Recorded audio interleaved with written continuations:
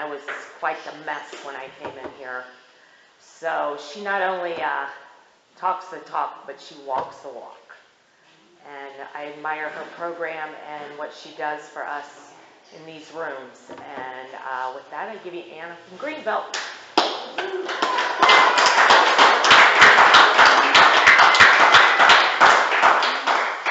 All right. Okay, well, good evening, everybody. My name is Anna, and I definitely am an alcoholic. Hey, Anna. And I'm actually from the suburb of Greenville. Greenville is the big city that we all go to. I live in a place called Hollinsburg, Ohio. There's 250 people there. Many people qualify for the program in Hollinsburg. But my husband and I, and then the couple up the road, are in sobriety in the rooms, and then the rest of the people are still searching, I think. So anyway, it's kind of cool to be there. So thank you, Joni, for having me come up.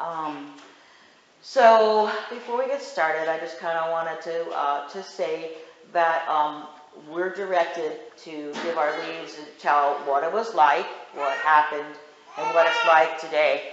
And so I hope I don't go into a big, long drunk-a-log, but sometimes I do. So please excuse me for that. I'll start off with my sobriety date is November 22nd, 1991. And it's a miracle, right? It's a miracle that I haven't found a good enough reason to pick up a drink or a drug since that day, you know. But that isn't to say that I haven't had emotional relapses all over the place, because this is a whole lot. It's more than just drinking, and you'll understand when I say it. So I'm grateful to be here sober today, right? And it's a real miracle. So so kind of how it started out for me. When I was a little baby like that, I grew up in New York, Long Island, and my parents were very loving people, fun people. There was always a party at the house. Dad was a really fun drunk. He was like the lampshade on the head kind of guy and all that. And then my mom was a very dark, depressed person when she drank. And so I kind of had this probably bipolar from just starting off, right? And so like Dad, when he would get drunk, he would be outrageously drunk. He would come home and I know like he would pass out on the floor and things like that. And I remember one night he came home, went to the bathroom, put his head in the sink, and turned the water on. He kind of like passed out, I guess, with his head on the water. And I picked his head out of the water. I'm like, holy smokes, like I need to take care of these parents because they're really out of control. And my mom, in her depression, always used to talk about dying and suicide and stuff like that. So it was kind of like I became this caretaker from the very get-go. In the family also there was conflict, right? Because alcohol drinking people don't get along very well. We have problems with relationships, it says in the big book. And so these two never really, they had a lot of conflict. They always fought and everything like that. And so again, I was like, I'm going to be Little Miss Peacemaker and stuff like that. I don't know. I thought I wanted to be a nun at one time because I was like, oh, that's peaceful. Anyway, there was that. But when I found alcohol, like the anxiety of just being there was gone. You know what I mean? Like I had my first drink when I was 5 years old in Germany. And we went to this place, restaurant, Gasthaus, whatever, and they had Kinderwein, which is like the lower alcohol version for kids. And it's funny because the bottle has a picture of a kid with his pants pulled down being spanked, right? And there's like, bam, and I'm like, yeah, right, I see that. And so we would drink little Kinderwein, and then so next thing you know, I had a little sip of wine, and next thing you know, I'm dancing around, center of attention. Here I am. I'm in a totally different country. I don't know these people for nothing. But man, I'm the dancing queen. And like, that was part of how my drinking started.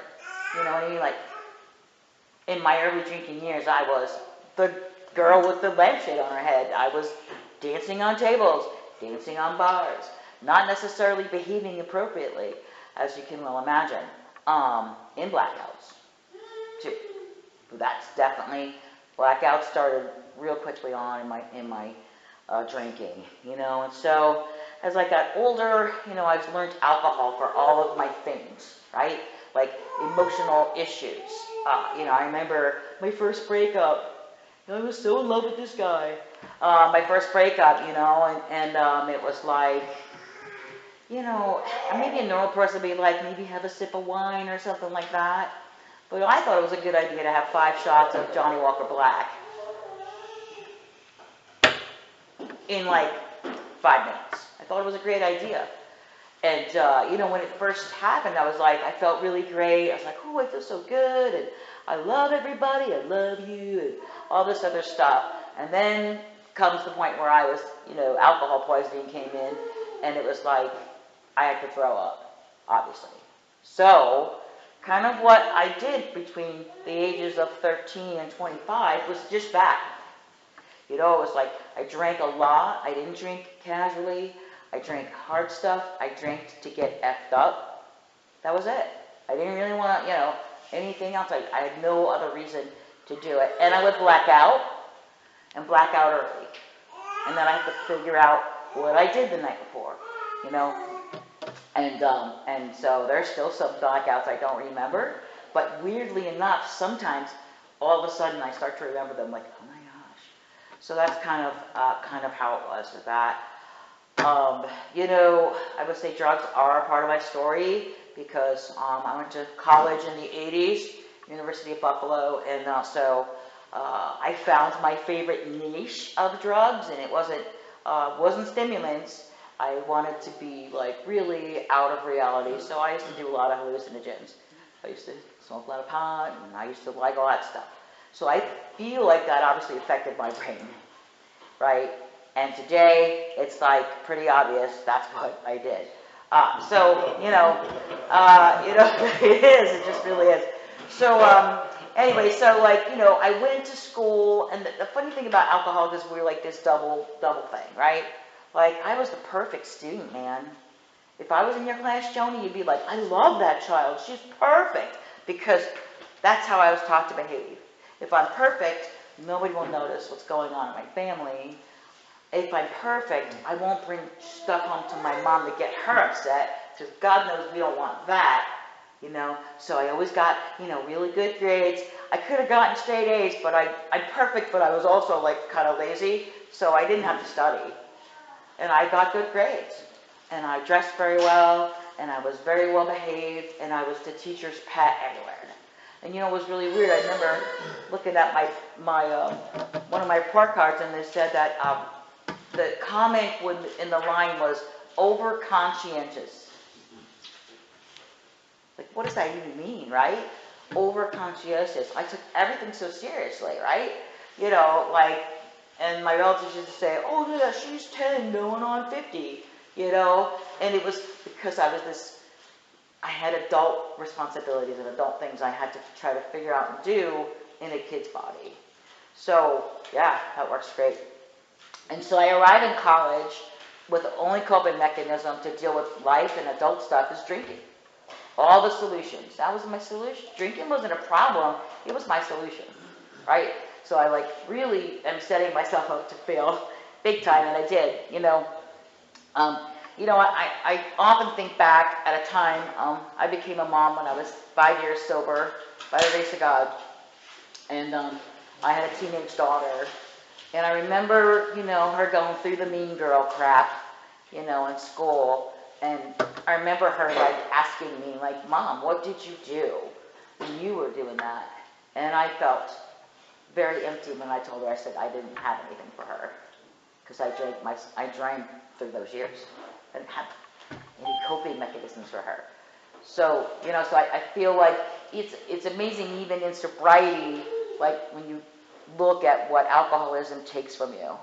It takes from your future, takes from your family, takes all that stuff. So, anyway, I graduated high school, went to college. I wanted to become a teacher, and I majored in foreign languages. I was taking German, and then I was doing all these other foreign languages. I did German, Russian, Turkish, Danish, Arabic, Turkish, just all this stuff. And the reason why I did all those languages was because, guess what? Language courses were 5 credits. So I had one semester, I had 24 credit hours. I was like, heck yeah. And it was all foreign languages. I got them confused. I probably shouldn't have smoked so much when I was studying for them because that made it all confusing and everything like that. But I did end up getting a bachelor's degree in German. And like, holy crap, it was fun. Like I used to write my papers in German. Like, you know, that was kind of exciting. And so I'm in college and I go to my student teaching. And during student teaching, you're not allowed to have a job.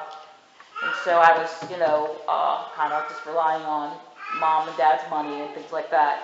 But I wasn't buying food because that wasn't a priority. So all the money I had, guess where it went? To buy alcohol. You know, so I was buying, I was kind of like at a point in my life where the only calories I had for the week was Southern Comfort and maybe a slice of pizza once a day. I had this homeless guy living with me, and he would give me $1 a week to get a slice of pizza. But the rest of my nutritional content was Southern Comfort. And oh, by the way, why do you think I drank Southern Comfort? Because I was trying to calm it down a little bit from Jack Daniels. So that was my attempt to like drink less or have less alcohol in my body with Southern Comfort. We all know Southern Comfort reeks through your body, right? So I show up at student teaching smelling of Southern Comfort. And my cooperating teacher, I think, was an Al-Anon because he kind of like, and it's his pattern. It's like, I had most of the pieces together to be successful, but he couldn't figure out what was wrong with me. But there was something about me that he just didn't know. And he wasn't sure he was going to pass me from student teaching, but he did. You know, also through that time, since, I didn't have a lot of money, I used to take the subway in Buffalo, New York, and I used to have to jump the turnstile, right? Because I didn't have any money for the subway, because my money went to alcohol. So the cop came on, I jumped off, got off the thing, and finally get there. But at the end of my drinking, it was this. It was get up at, before dawn, get on the subway, it's dark, go underground in the subway system, show up at school, do whatever I gotta do, come back on the subway, get back off, go right from the subway to the bar, and then leave the bar at 3 o'clock in the morning. So I literally went 6 months without seeing the sun. And that's the darkness of alcoholism, right? Like, that's like perfectly normal. Like, that is literally where I was at. So I somehow miraculously passed my classes, and I'm ready to go and become a teacher, but I have no organizational skills at all. You know what I mean? We didn't have Indeed where you post one resume and then 1,000 people. Like, if you wanted to send a job, and you had to like get it, print your resume out, print out your cover letter, like address your envelopes, send them to the right people, and all that stuff. It was super, super hard for me because I've got wicked ADD by that as well, as you probably know. So I'm like, this was a God thing. I literally sent out one application to a school district in Southern Maryland, and I got a call. And I thought, wow, this is like, the ego's like, they see how great you are. But here's the catch of this job. It was October. School year already started. The teacher was there. The kids drove the teacher completely crazy. And she has her boyfriend from Germany. And he says, honey, let me just sail you back to Germany. Let's just blow this place. And they needed somebody that had a German degree. So it was like, not exceptional anything. It was, I spoke the language and I breathed, right? So they're like, you can come in here, and I thought I was woo, right? And here's how I showed up in the plate of Maryland. I showed up in a car that my dad wrecked in one of his DWIs, so like I have half of the front fender is missing, and I show up in this car, and I managed to get like a room, like a housemate kind of situation with another teacher. and all that, and, I start going to work and everything, and, the very first day, a bee crawls into my shirt and stings me on the left boob, and I'm like, what the hell, I guess it's welcome to this, and a lot of fun things happen, but I found the place to drink, which was the American Legion, and so I brought my behavior with me. So I'm drinking with the colleagues, right? The principal, the superintendent, all this stuff, and I'm thinking, ooh, man, I'm really hit the heights. And meanwhile, I'm displaying my behavior as an alcoholic, and it wasn't going very good. So by the end of that whole first year, I had this talk with my principal on our last day of review, and my principal was a very intimidating guy, and he, Mr. Short, and he was just kind of like, I don't know, he just was that, so I'm in his office, and I remembered my dad had just had a heart attack the week before that, and so I'm stressing about that, and here I am in his office, and he has the same thing that this cooperating teacher said. He goes, I don't know about you. I don't know what it is about you. Something ain't right. I was like, oh, what do you mean? I think you could be a really good teacher, but there's just, I don't know what it is about you. He says, I don't know if I want you back next year. And I'm like, so I'm going to give you one more chance. But I'm going to tell you I'm hearing things I don't like. Well, how could you not hear what the hell I was doing? I was at the American Legion dancing on the bar and doing all kinds of crappy things and going wild. So I was like, well, okay, I'll be safer. So I would drive 3 hours to Virginia Beach to drink with my brother. So that way nobody knew what I was doing in there. And it just went on, And so, so I made it through my first year not sober. And I got sober like halfway through my second year of teaching, when it was like, right before Thanksgiving and all that. And what precluded that was the fact that alcohol wasn't working anymore, and I needed to add other things to calm me down. So my mom was like, these Valium help me calm down. Well, good idea. And so I literally was drinking on Valium. I would also say at that point, I was very suicidal. I would say for 2 years I had suicidal thoughts and ideations. Because I know it wasn't working. What I was doing wasn't working. Life was super hard. I had to drink. You know what I mean? I didn't have a choice about whether I was going to drink the night before or not. I had to drink. I realized that I just felt like a failure. Even though, I'm checking all the boxes and doing all the things, I still felt like an absolute failure. And I was like ready to give up. I didn't want to live. I was like 25 years old, and I was like, I don't see the point of this. I didn't want to live. So I did have those suicidal thoughts. So I really now, in retrospect, think that the last time I had what I consider an overdose was I went to the Legion with my roommate, and I was drinking on Valium, and my bartender was very well trained, so it was like a lot of Jack Daniels and Coke. And we left the bar, we went to Denny's, and we're having a meal, and everything's fine, and then all of a sudden, lights out. And I couldn't see. I lost my vision. I'm sitting there, couldn't see nothing. And then, my body always said, hey, it's time to puke. Hope you can find the bathroom. So I remember, feeling my way over the heads of the people sitting at the Denny's to try to find my way to the bathroom. And I'm sure that I was quite the sight. And what's also funny about Denny's in Waldorf, Maryland, on a Friday night at about 9:30, 10 o'clock, it's filled with sober alcoholics. Because they all would come after the meeting, they would go there and they would smoke cigarettes and drink coffee until 3 o'clock in the morning. So I'm sure I earned Little Miss Gratitude award that night, as they saw me try to barely make it into the bathroom. And I went in the bathroom, and I spent 3 hours puking. And I feel like I threw up everything I'd ever eaten since I was 5. I had a pair of glasses on when I went in. I don't know where they went. I'm pretty sure they went down the toilet. And I remember the feeling of my face in that toilet and the smell of the cherry freshener thing, which comes back to me later on. And that's where I was at. When I came out of there, I saw double for 2 days. And I was trying to babysit kids, trying to stay sober. I was doing like things, I was going back to church, and I was singing in the choir. I thought, if I sing in the choir on Sunday, I won't be out, being a total idiot on Saturday night. I thought that would work. It didn't work.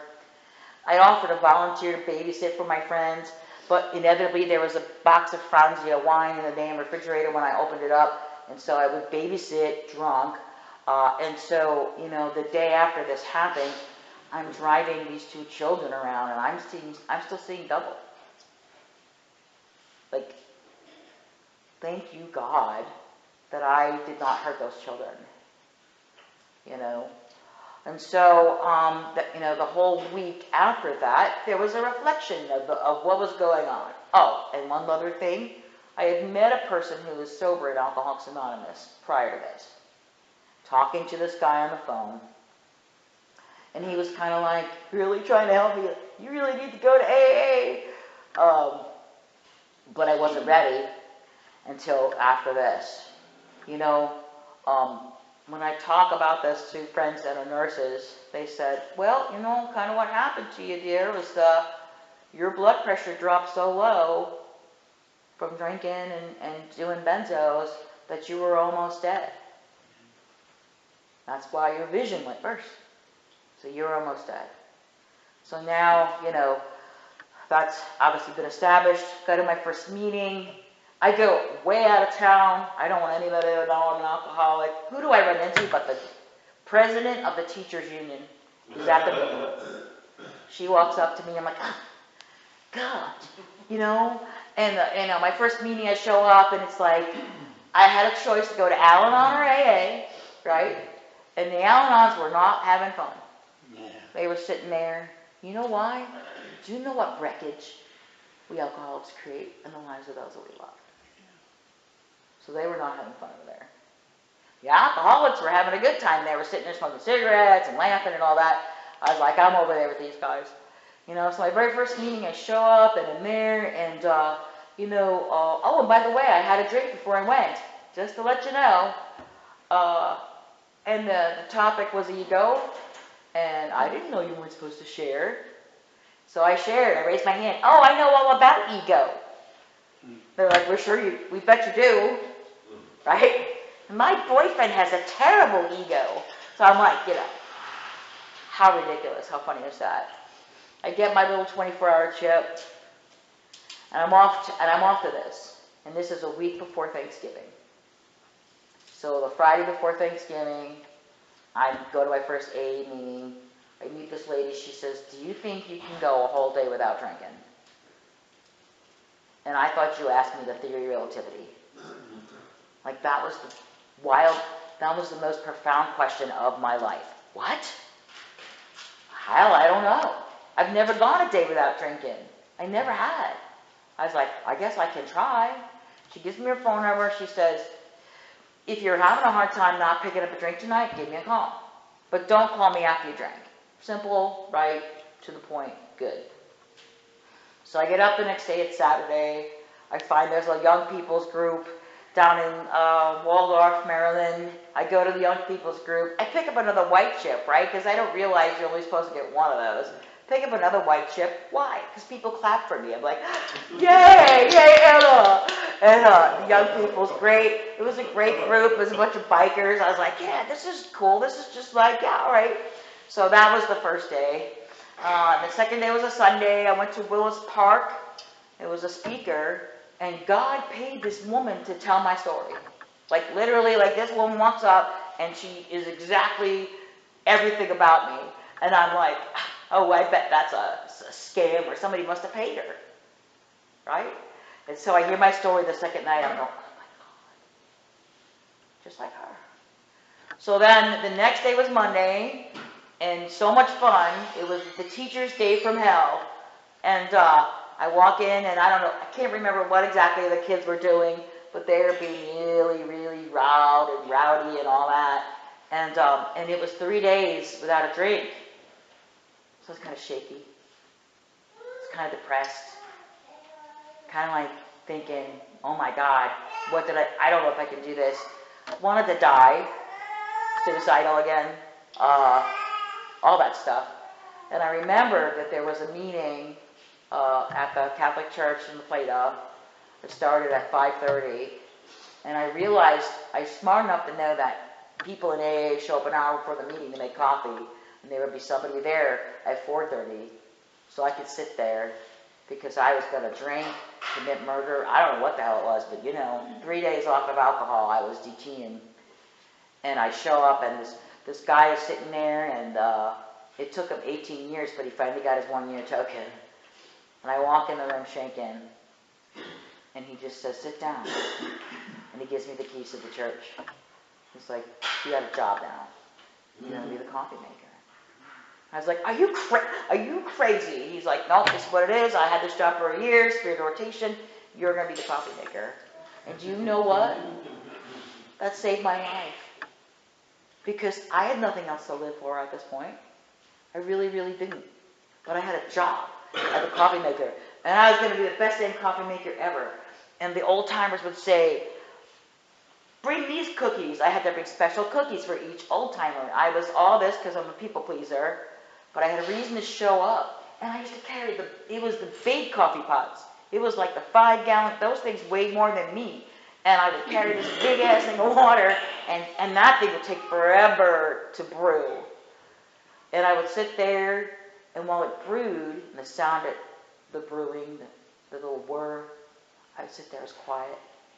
And I don't know the big book, and I'd read it. And there was peace. And I was loved. And I was accepted for who I was. And I realized that service is a big part of my story. Service gives me purpose when I didn't have any purpose. And I felt lower than worm shit when I first came in. I had a reason to continue to come back. And so that was a big thing. Early on, I tried to play I'll get a guy to sponsor me thing, which is, obviously manipulation. So the guy that was working with me finally said, no. You see that lady over there at Denny's? See that lady over there? And I'm like, yeah, he goes, that's who your sponsor is. Go ask her. And I was kind of scared. And she said yes, but started to cry. And I'm like, she's so grateful to be my sponsor. And it wasn't that at all. It was that she was scared of me. Because I was, really, really a very sick person. I couldn't sit still in the chair. I had self-mutilation things going on. I had a lot of outside issues that, I was a challenge. And she didn't think she could help me. But she was the best sponsor ever. So we went through the steps together. I remember my first, fourth, and fifth step. I remember doing it. I wrote the fourth step, and we were supposed to share it. And then her boyfriend took her out on a date, and I had to hold on to my fourth step. If you know what that feels like, you're like, I'm getting ready to share this thing, but I gotta wait till tomorrow now. So I got a resentment about that. But anyway, we shared it in the parking lot in the car between meetings. It was a 7:30 and I think a 10 o'clock meeting was the candlelight meeting.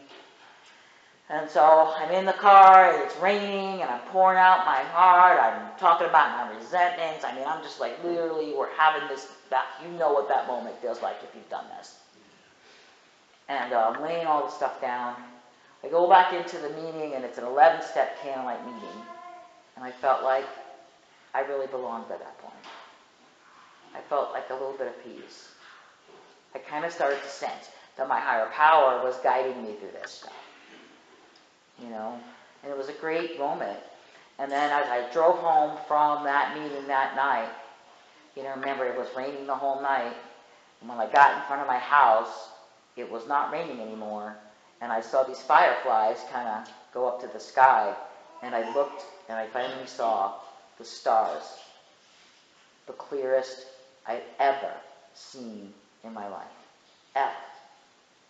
Like, amazing. And I was convinced that my higher power, was present in our fourth and fifth. He was present in the fifth. He heard that. He knew who I was. He wanted me to stay sober. He was going to help me anyway. And he showed me that there's a whole new life out there. There's a whole new world. When we go through the steps and we get rid of our burdens and we just follow the path. So that was kind of my first spiritual experience. And I've had many other spiritual experiences since then because I literally rely on it because I need a spiritual experience. Sometimes I do, and I'll have them, like rainbows. We just had a rainbow on the way up,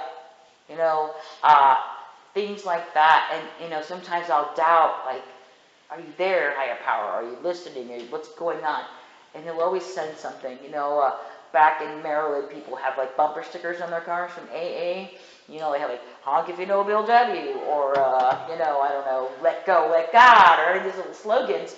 And so, like, you'd be having a crappy day. I don't like these people. I've got a resentment or shitty thinking going on, pardon my French. And then a bumper sticker will go by.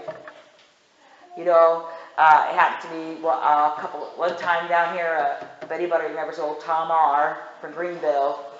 I was at a gas station, and I was really feeling sorry for myself. And Tom R. pulls up, he says, it's a mighty fine day to be sober, ain't it, Ann? Just out of the blue. So God sends me little winks, when I start to try to go this, right? God sends me those winks. It's like, there's nothing in this world that a drink will make better. Nothing. My sponsor always used to say to me too, there ain't a man on this earth worth drinking over. My sponsor was very adamant about those things.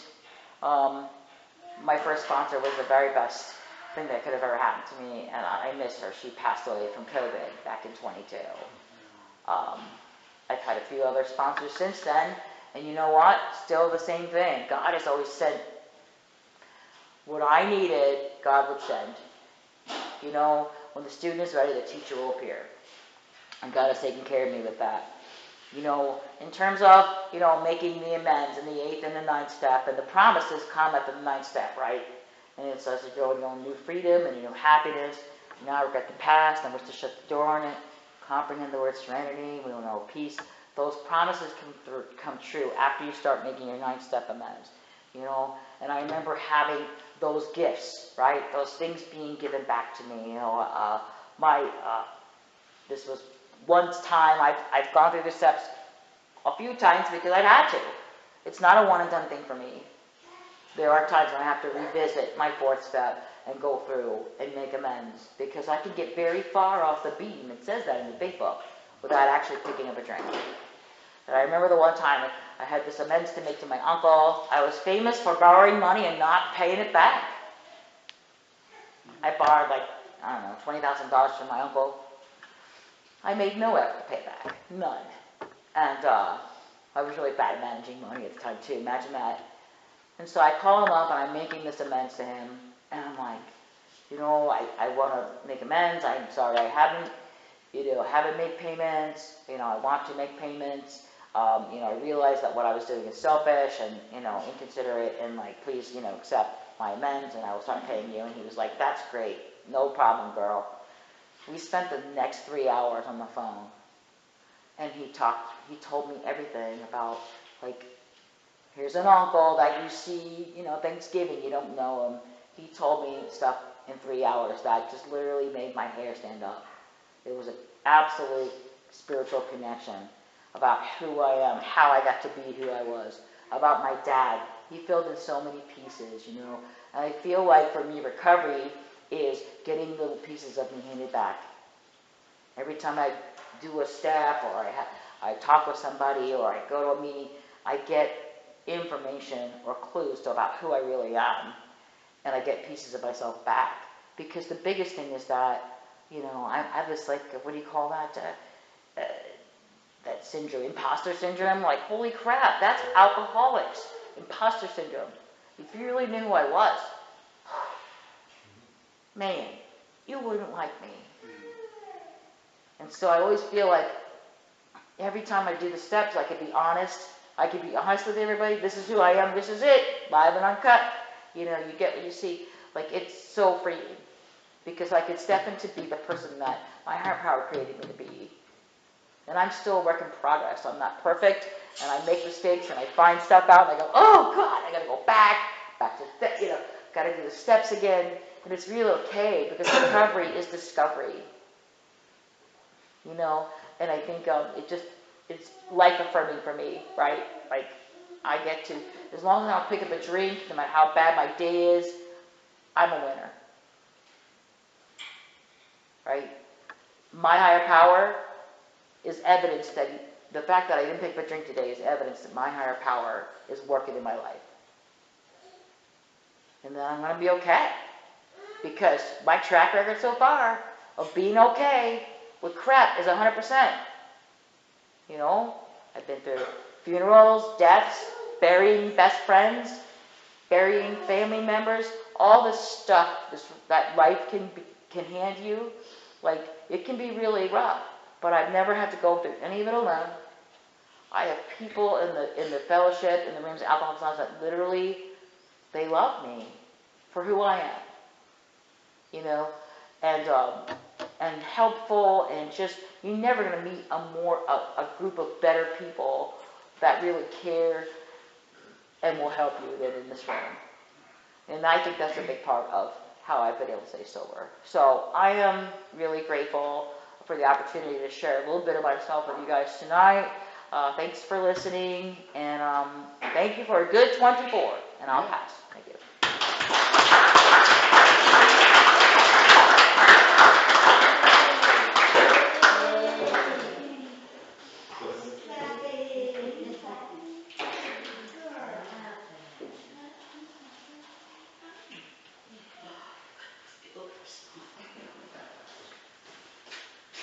Still Joni, I'm an alcoholic.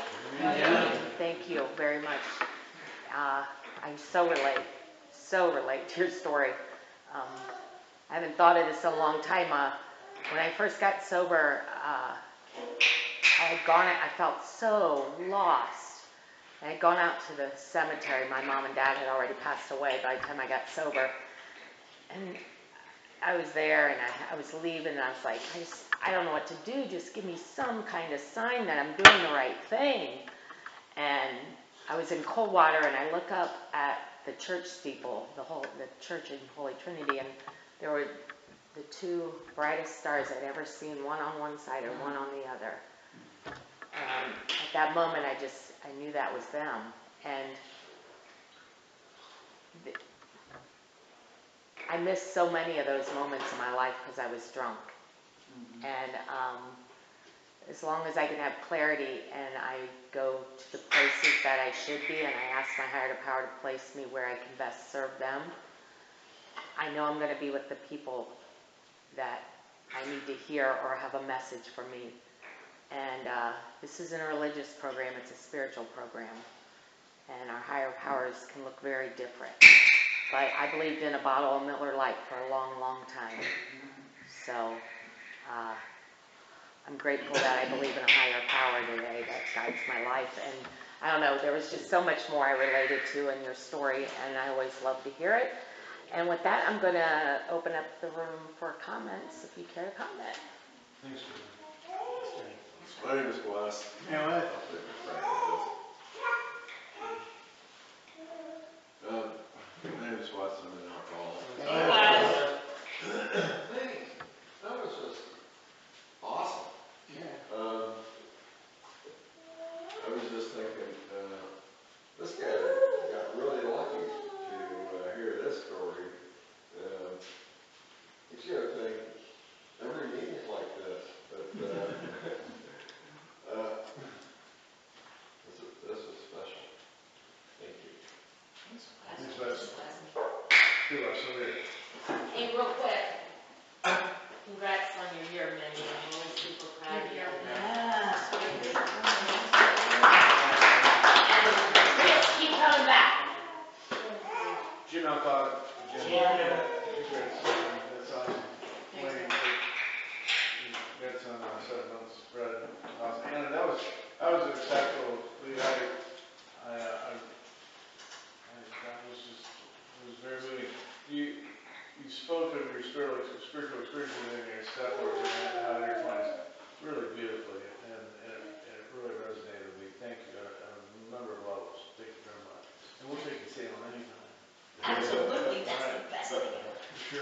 My name's Tom, I'm an alcoholic. Hey, Tom. I heard you 2-3 years ago in Coldwater, and you matured, the lead has matured a lot, and it was really, I really enjoyed listening to it. Thanks for being here. Thanks, Tom.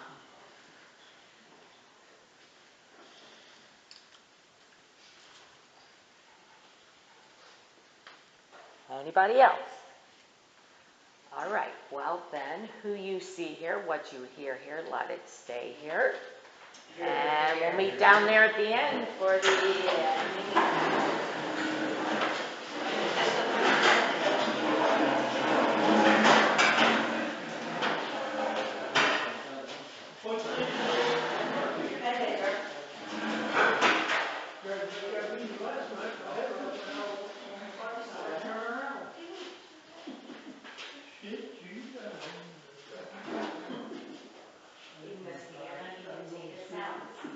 Yeah, who hates the stars and keeps a set of ours? Our Father, who art in heaven, Hallowed be thy name. Thy kingdom come, thy will be done, on earth as it is in heaven. Give us this day our daily bread, and forgive us our trespasses, as we forgive those who trespass against us. And lead us not into temptation, but deliver us from evil. For thine is the kingdom, the power, and the glory forever. Amen. Keep coming back. Your word says you work it.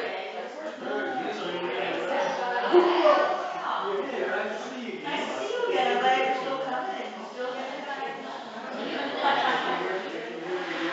they did that. Oh my God, we're talking about that.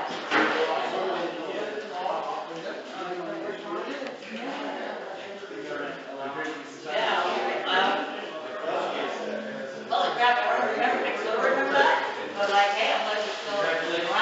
Oh, yeah. Hey, I was sitting right over there next to you. Yeah. Nice Yeah. meeting you. It's nice meeting you. Very welcome here. Thank you.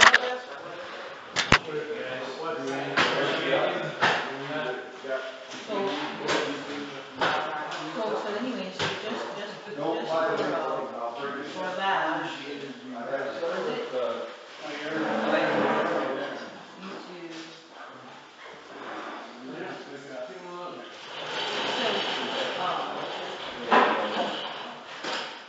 So the guys are really great. So did you ask people before you were going to the I usually do. Yeah, because that's, I don't know. Online. Right, yeah, I can remember, I heard that, okay. Yeah, yeah, that's cool. But, I mean, just to make sure you, I will always ask people and say if they want to, because if they want to do stuff, like, if it's a private thing, like, yeah, we can, right? So, That's why I'm not recording for. Yeah. People didn't want to be recorded. People that weren't alcoholic want to be recorded. sure. Yeah, I think, a lot of it show, right, homes, I wanna check the group and like, if the town she thinks about that and what. Just, I didn't do it, yeah, so, well, yeah, cause I appreciate it. You really, make sure you.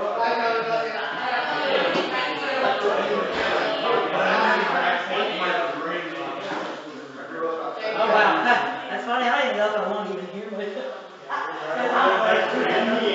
Well, thank you, Tom, I appreciate that. Yeah, no, that's cool, yeah, definitely. Brad,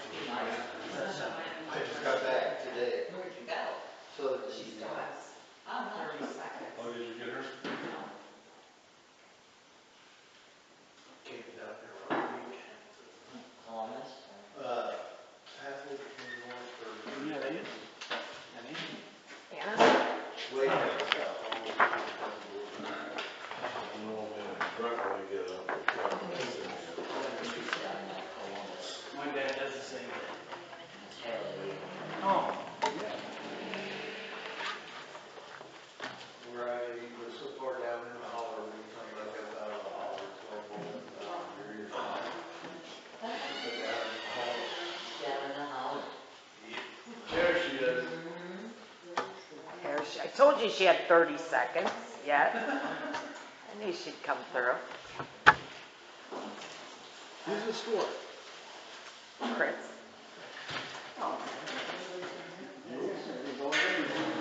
Maybe, sir. The lady didn't put him on. We'll deal with him later. Okay. Thank you. Hey friends, everybody. It's 10 to start.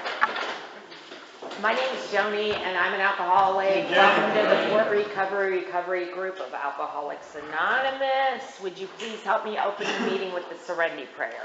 God, grant me the serenity to accept the things I cannot change, the courage to change the things I can, the wisdom to know the difference. Okay, and we have the preamble, which Andrew is going to share with us this evening. I'm Andrew, recovering alcoholic. Andrew. Alcoholics Anonymous is a fellowship of people who share their strength and hope with each other that they may solve their common problems and help others recover from alcoholism. The only requirement for membership is a desire to stop drinking. There are no dues or fees for AA membership. We are self-supporting through our own contributions. AA is not allied with any sect, denomination, politics, organization, or institution does not wish to engage in any controversy. Neither endorses nor opposes any causes. Our primary purpose is to stay sober and help other alcoholics to achieve sobriety. Thank you, friend. And with that, I have a friend that's going to share how it works this evening. Hi, I'm Ed. I'm an alcoholic. And this is how it works out of the 5th chapter of the Big Book. Rarely have we seen a person fail who has thoroughly followed our path. Those who do not recover are people who cannot or will not completely give themselves to this simple program.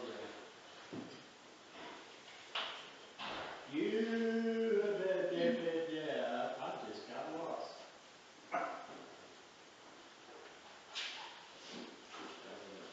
Yeah.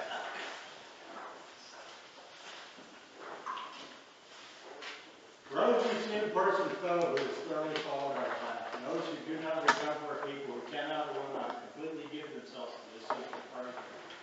Usually, men and women who are constitutionally incapable of being honest with themselves. There are such unfortunates. They are not at fault.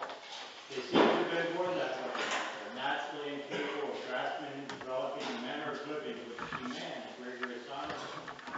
Their chances are less than average. There are those too who suffer from grave emotional and mental disorders, but many of them do recover if they have the capacity to be honest. Our stories disclose in a general way what we used to be like, what happened, and what we are like now. If you have decided you want what we have and are willing to go to any length to get it, then you're ready to take certain steps. At some of these we lost. We thought we could find an easier, softer way, but we could not. With all the earnestness at our command, we begged you to be fearless and thorough from the very start. Some of us have tried to hold on to our old ideas, and the result was nil until we let go absolutely. Remember that we deal with alcohol, cunning, battling the power. Without help, it is too much for us. But there is one who has all power. That one is God. May you find him now. Half measures availed us nothing. We stood at the turning point. We asked his protection and care with complete abandonment. Here are the steps we took which are suggested to the program of recovery. 1, we admitted we were powerless over alcohol, but our lives had become unmanageable. 2, came to believe that a power greater than ourselves could restore us to sanity. 3, made a decision to turn our rule and our lives over to the care of God as we understood Him. 4, made a searching and fearless moral inventory of ourselves. 5, admitted to God, to ourselves, and to another human being the exact nature of our wrongs. 6, were entirely ready to have God remove all these defects of character. 7, humbly asked Him to remove our shortcomings.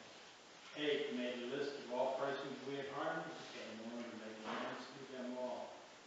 9, made direct amends to such people wherever possible, except when to do so would injure them or others.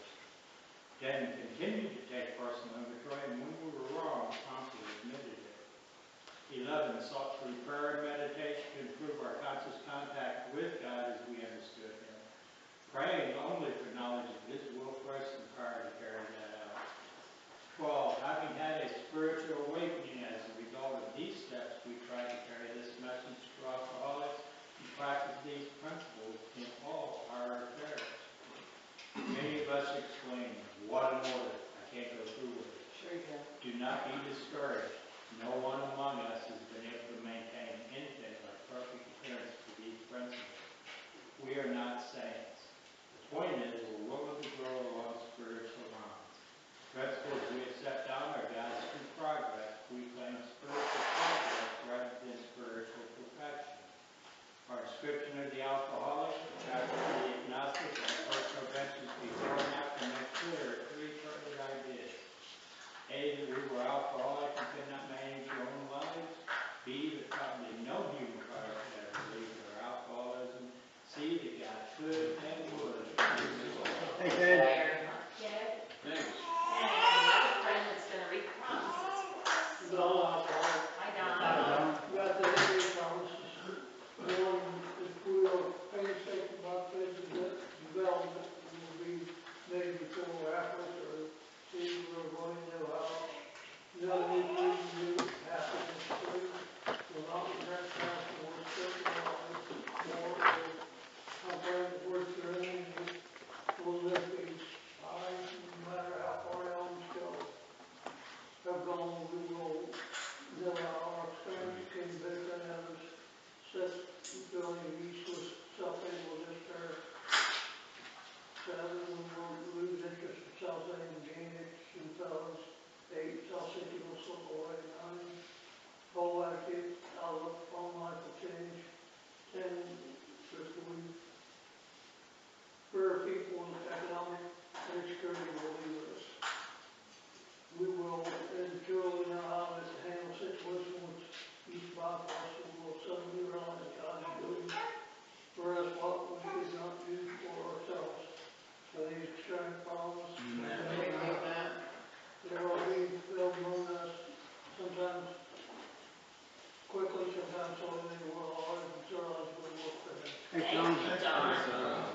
And then we have the daily reflections over here. Hi, I'm Fred, I'm an alcoholic. Hey, Fred. Daily reflection for September 21st, the last promise. We will suddenly realize that God is doing for us what we could not do for ourselves. Alcoholics Anonymous, page 84. The last promise in the big book came true for me on the very first day of sobriety. God kept me sober that day, and on every other day allowed Him to operate my life. He gives me the strength, courage, and guidance to meet my responsibilities in life so that I am then able to reach out and help others stay sober and grow. He manifests within me, making me a channel of His words, thought, and deeds. He works with my inner self while I produce in the outer world, for He will not do for me what I can do for myself. I must be willing to do His work so that He can function through me successfully. Thank you. Thanks, Fred. And, who else? Wayne? Wayne, alcoholic. Enjoy it. Wayne. Day of homecoming. As sobriety means long life and happiness for the individual, so does unity mean exactly the same thing to our society as a whole. Unified we live, disunited we shall perish.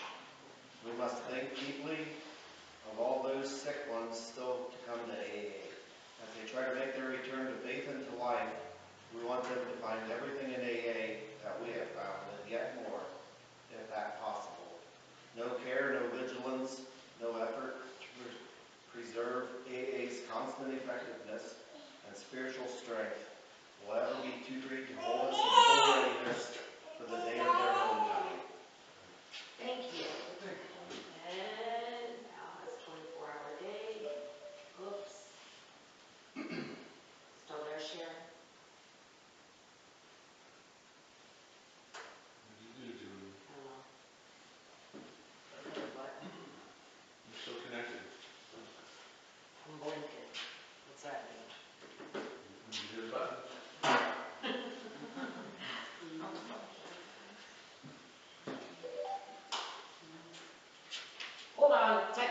all these timeout. Sharon, you still there? Yep, you're still here. Okay, all right. No, we lost you. All right, we're back on. Hi, I'm Al, I'm an alcoholic. Yeah. September 20th, AA call for the day. Step 4 is made a searching and fearless moral inventory of ourselves. Step 5 is to admit it to God, ourselves, and another human being the exact natures of our wrong. Step 6 is we're entirely ready to have God remove all these defective characters. Step 7 is humbly ask Him to remove our shortcomings. Step 10 is continue to take personal inventory and we were wrong, properly admitted. In taking personal inventory, we have to be absolutely honest with ourselves and with other people. Have I taken an honest inventory of myself? Meditation for the day. God is good. You can often tell whether or not a thing is of God. It is not of God. If it is of God, it must be good.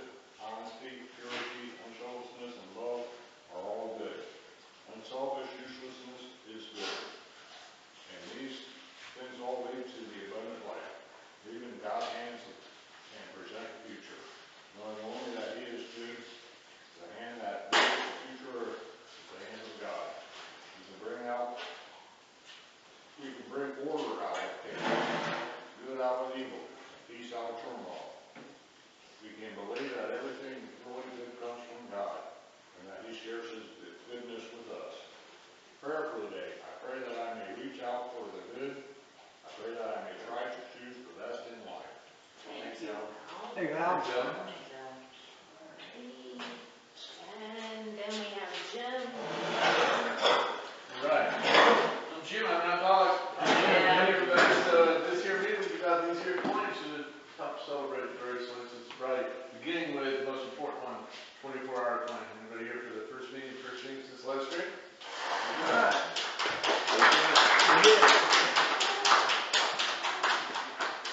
Here we go, Chris. Thank you very Thanks much. for coming, man. Yep. All right. Love you. How about anybody else?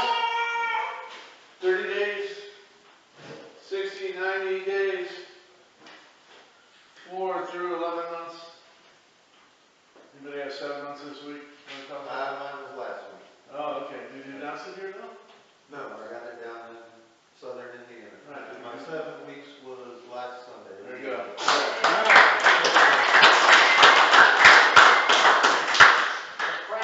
They don't always fall on the nights when Nope, I was on vacation. Congratulations. All right, that leaves us with 8, 9, 10, 11 months. Anybody having those months? What's next? Maybe a year? Anybody get a year?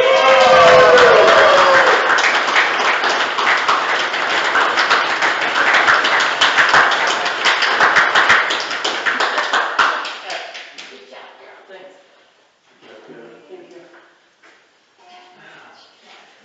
How about that? 18 months. Year and a half. Everybody got that? You got questions on that? How about 2 through 5 years? Any year thereafter? Anybody like to tell us about any length of sobriety that they've have us know about? If you haven't had a drink today, give yourself your heart. All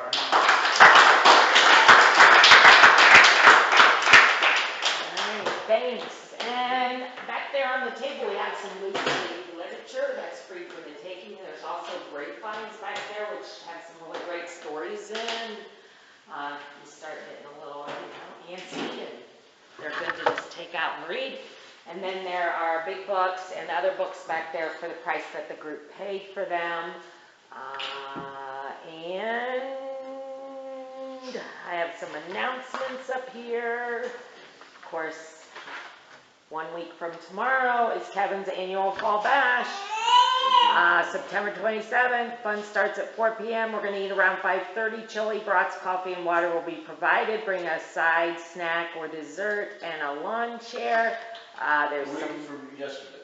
week from yesterday. What'd I say? Tomorrow. Whatever. Everybody else knew what I meant, right? I did tell you. All right, so get it mixed up. And, thank God I have Jim to help me. October 5th, October 5th. the cold Oh, water. yeah, I got that right here. Yeah, that's next, That's next. that's the week after, The week after Kevin. yeah. Yeah, doors open, bring it, 1 o'clock, bring a friend, a covered dish, eat.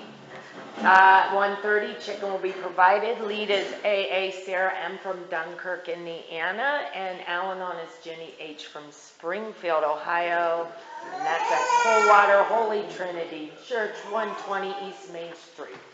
Does anybody else have any announcements from the floor?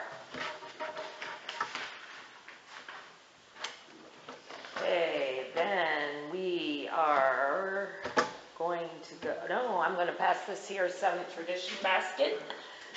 It pays for coffee, the lights, if you have a dollar, throw it down the dollar. No big deal. Get tokens and literature with that. Okay, and I'm going to go around and we're going to introduce ourselves. Sharon is on the phone. Is there anybody else on the phone this evening?